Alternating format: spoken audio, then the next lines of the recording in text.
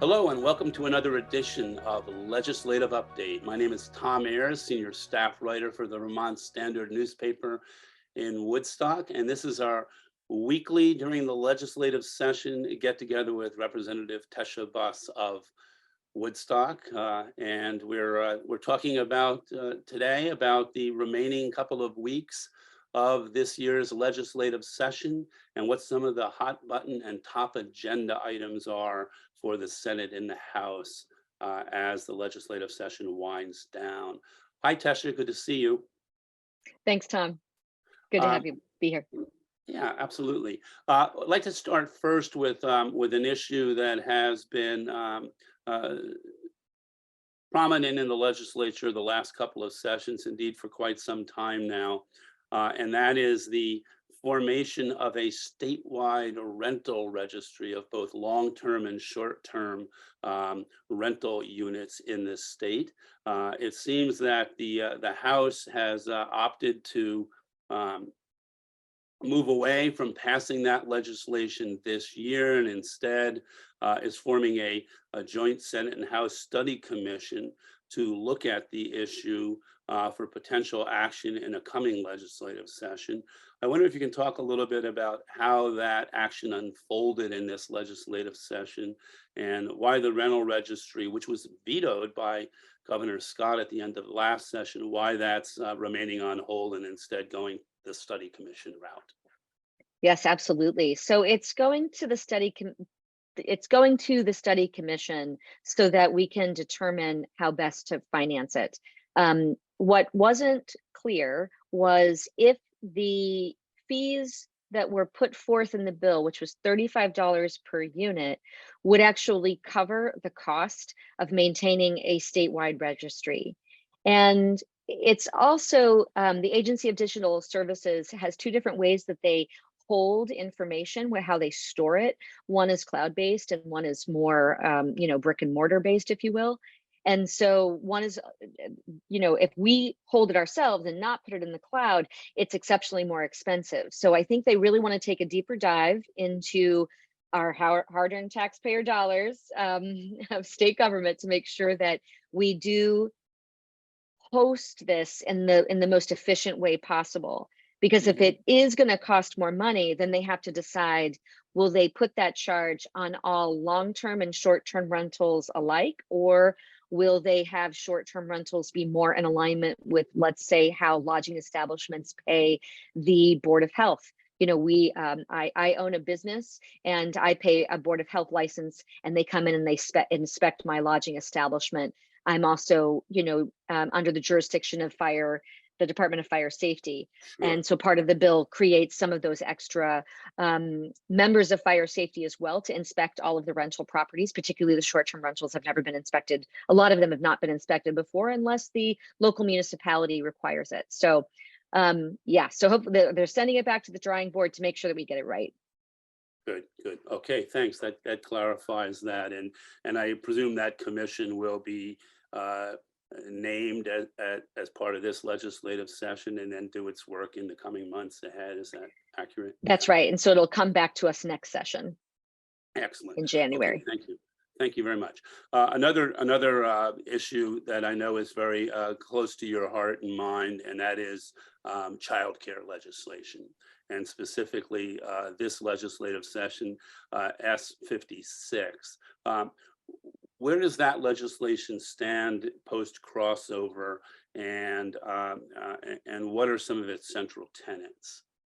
Yeah, so this is a bill that started in the Senate and moved to the House, and the Senate had the solution to public pre-K potentially be a study committee of bringing 4-year-olds into the public sector, making every public school system in Vermont host a publicly funded pre-K for just 4-year-olds. Now, what the House is looking at is continuing more of what they call mixed delivery system, private providers and the public school system, and not mandating that it only happen in the public school system, and also not mandating that it only happen for 4-year-olds in the public school system. There is a lot of debate over how they would fund that. Are we going to keep it at 10 hours a week? will we increase it to 20 hours a week? Right now, a pre-K pupil is worth, it costs half as much, or you're paid half as much from voters to the public school system for a pre-K student as you are a kindergarten student. A lot of the school systems say that's not enough, so they might actually raise that weight to 1. It's important that the public pre-K option is really, really beneficial for kids that have learning disabilities that are already known, or for them to be discovered. So special education services in pre-K is considerably easier to administer sometimes in a pre-K setting that's in the public school system, where the folks that are administering other special education they're already hosted there. So that's a huge part of it. But one thing that is pretty consistent across the board is raising the CFAP, the Child Care Financial Assistance Program. Right now, the income level is set so low that people are not receiving meaningful subsidies for their childcare. So that level will be increased so that more families, even in the middle income, will be able to have a subsidy for their children. Okay. It seems like that aspect of the legislation, the subsidies, is likely to move successfully through the legislature this year. On the pre-K, public pre-K issue, is it possible that that could be pulled out of the final legislation and deferred for another year in a study group as well? Is that on the table for discussion? That is on the table for discussion. I intuit that we will not move swiftly in that direction. It does affect a lot of school systems that are already challenged in the pandemic anyway. So to make those adjustments, it's the height of sinks, and there's special toilets for for pre-K students. Sure. So there's a lot of infrastructure that would need to change to make that kind of offering. So my intuition is that we will not move forward mandating that every public school will do that this year. I could be wrong, but that would be my intuition from where discussions are currently. Okay, great. And one other question in this regard, and we've talked about this in the past as well. There's been some talk from the child care community. I've heard this from you as well, that the qualifications, the regulation that we place upon early childhood educators here in Vermont is significantly more stringent than, for example, in neighboring New Hampshire. And I'm wondering if there's any discussion at the state legislature or at the regulatory level with regard to loosening those requirements a little bit, so that we broaden our base of potential applicants for those kinds of positions. Yes, thank you for bringing this back to the table. It's not technically in these bills from the Senate or in the House, but it has been brought up that the study for childcare that the legislature put forth last year stated that being public pre-K money, whether in the private or public sector, being administered by both the Child Development Division and the Agency of Education, meant that there was conflicting leadership. And so both of these bills require there to be a new position within the Agency of Education that is only specific to childcare. So it will be a new deputy secretary. What I hope is that they will then help to create these regulatory things. Like, for instance, as the Education Committee, we thought we had the ability to state whether or not we were going to relax teacher qualifications for K through 12. And we found out that we actually don't. And so I think it's going to be the same in the childcare sector, where that is not actually legislated. That's done through the deputy secretary and then underneath that particular person. I see. That's kind of what I anticipated. It's out of your hands to a certain degree, but Moving on to a different topic, a wholly different topic. What's the status of paid family leave legislation, which has been a top priority of the Democratic leadership, I know, for the last term or two? Where does that stand this time around? So the House passed a paid family medical leave that I would consider the Cadillac of all of the options that are out there. It would create a statewide insurance system to cover all employees. The reason why I very much support it is because it helps the sole proprietor more than any other policy that's out there. Right now, if you have your own landscape gardening business and you're not on a payroll, you're not covered by unemployment insurance. And unless you have a specific disability policy, which is considerably more expensive than what this insurance policy would be, you'd be out to dry if you got hurt. And then if you get hurt, then you're really on the backs of taxpayers. And then it's a really intense financial emergency. So the Senate is leaning towards something that is a bit more, not mandated to everyone, and yet it isn't. The cost of the actual insurance does not vary too much from what the House is putting out. So it is still within it's within Ways and Means. They actually put the paid family medical leave in the child care bill. The Senate did when it came over to the House. Wow. So yeah, I thought that was very interesting. So it's above my pay grade to answer how that will shake out, because I sit in education, but I'm sure by next week I will have a stronger update for you. Sure. So those two pieces of legislation have been merged now. Wow. They were merged by the Senate. Okay. Whether the House will go along with that or not remains to be seen.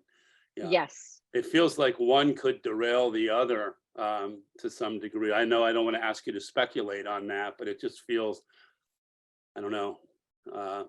I think that was political positioning. Imagine that, eh?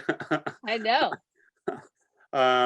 Okay, I'd like to take a complete turn now and move on to a different topic outside of childcare and paid family leave, and that is ranked choice voting in federal, state, and local elections, potentially in Vermont.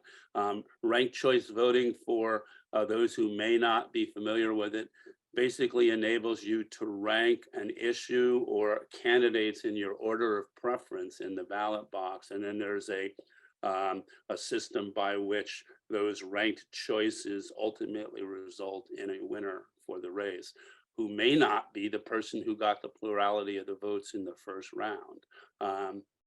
This has been implemented and then withdrawn in Burlington over recent years. And now there's discussion at the state level about bringing it to Vermont for federal, state, and local elections. What's going on with ranked choice voting? Yes, so it's in the House Government Operations Committee. And I just looked this up to make sure that I got this right, because when it's not in your committee, you don't own the information the same way. So this will allow for towns, cities, and villages to opt into ranked choice voting for a local election of a candidate running for an office in a town, but this doesn't apply to school board elections. And towns can choose to rank choice vote starting in November of 2024. It also sets up a study committee, we love a study committee, to identify and examine issues that might arise in the future. And then it would mandate that the statewide that we would use ranked choice voting for a US presidential primary election for each major political party in 2028. Okay. So that's what's on the table right now. What about state elections, governor, lieutenant governor? Is that part of the legislation as well, or not? Not yet. So not yet. Yeah. Not yet. So says my yeah. The clip notes that I got from government ops. And the opt-in feature, I can speak from personal experience, having been involved in city government in Burlington when ranked choice voting um, departed at the voters. What that really means is it used to be that to go to ranked choice voting at the municipal level, you had to get a charter change approved by the state legislature. Right. And this legislation would take the charter change piece out of it. It would not mandate ranked choice voting. It would just make it an easier process for municipalities to move towards if they so choose. And so that's an interesting little twist there. Um, Yeah.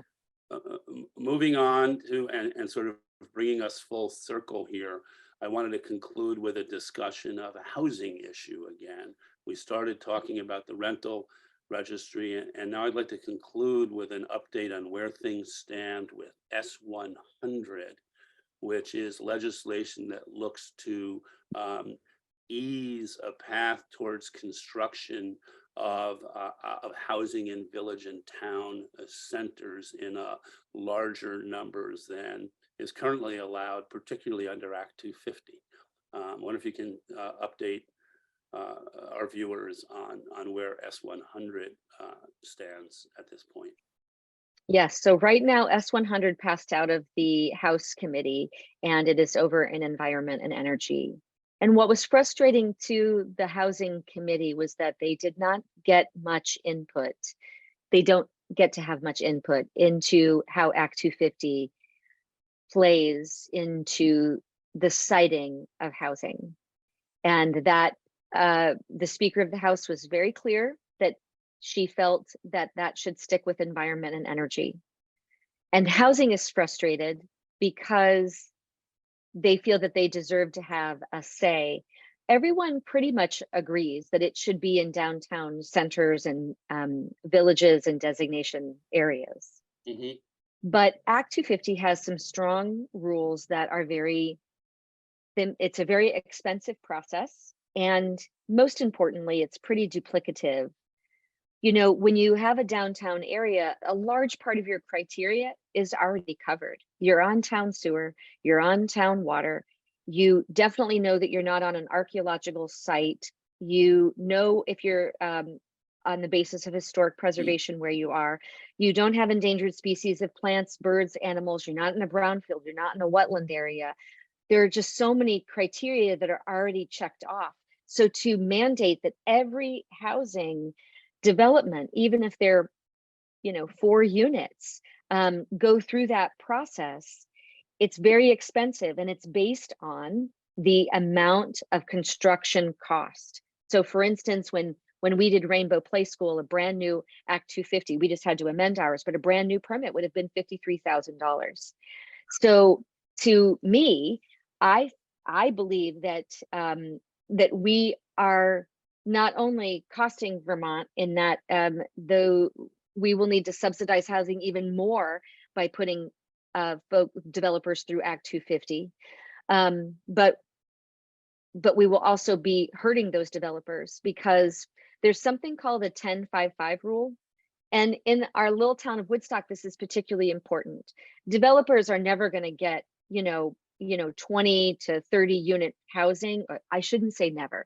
It's unlikely that we will have a 20 or 30 unit development because it doesn't fit the character of our area. Mm-hmm. But a developer that comes in and does, a 4 unit and a 5 unit, they're done for 5 years. They wouldn't be able to develop anything else in the town of Woodstock unless they got an Act 250 permit.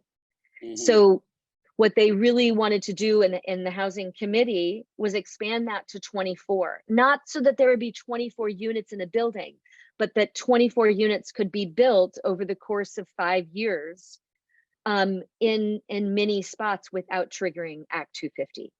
So it's really important for everyone to understand how those numbers play out and how they're cited. Mm-hmm. Absolutely, absolutely. You've eliminated the issues very well and appreciate it. Thanks so much. Well, you've got your work cut out for you for the next couple of weeks, you and your fellow legislators. And when the session's over, we'll have to have one final legislative update where you reflect back on your first year as a legislator and see how, see how that plays out. But as always, it's been a pleasure speaking with you, Tesha, and look forward to seeing you next week with some continued update as the issues we've discussed today move through these final weeks in the Senate and House. Thanks so much, and all the best.